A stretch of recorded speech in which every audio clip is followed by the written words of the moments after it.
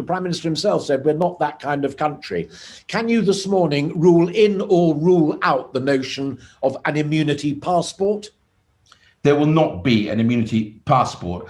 I think, I may have misspoken, or it was conflated in the interview I gave.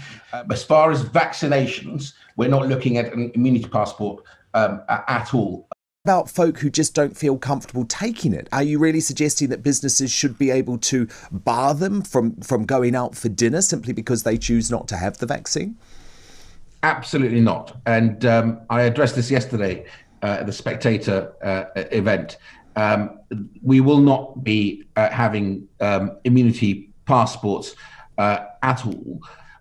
But as far as immunity passports, you're absolutely right. You have actually answered the question yourself. One, it's discriminatory and wrong, but absolutely not.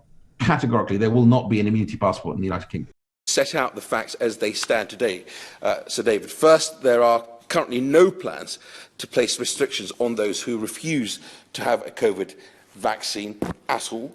Further to this, we have, as the member for Carshalton and Walton reminded us, no plans to introduce so-called vaccine passporting.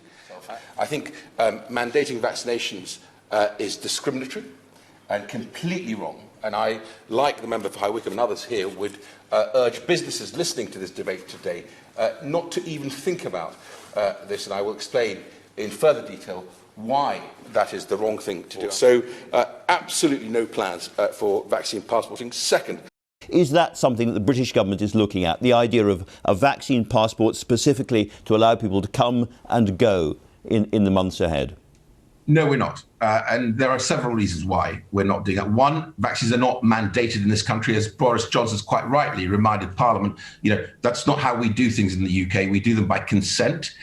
We yet don't know what the impact of vaccines on transmission is, and it would be discriminatory. Of course, you have the evidence that you've been vaccinated held by your GP, and if other countries require you to show proof of that evidence, then that is obviously up to those countries, and we have no plan of introducing a vaccine passport. I just want to ask you a little bit about vaccine passport. Are we looking at the possibility of creating them here? No, we're not. One, we don't know the impact of the vaccines on transmission. Two, it would be discriminatory. And I think the right thing to do is to make sure that people come forward, be vaccinated because they want to, rather than it being made in some way mandatory through a passport.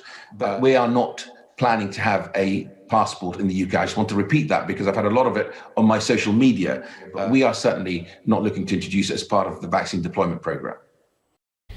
The vexed issue of passports, Nadhim. Ellie, good evening to you. Ellie, we are not planning to have passports or international passports.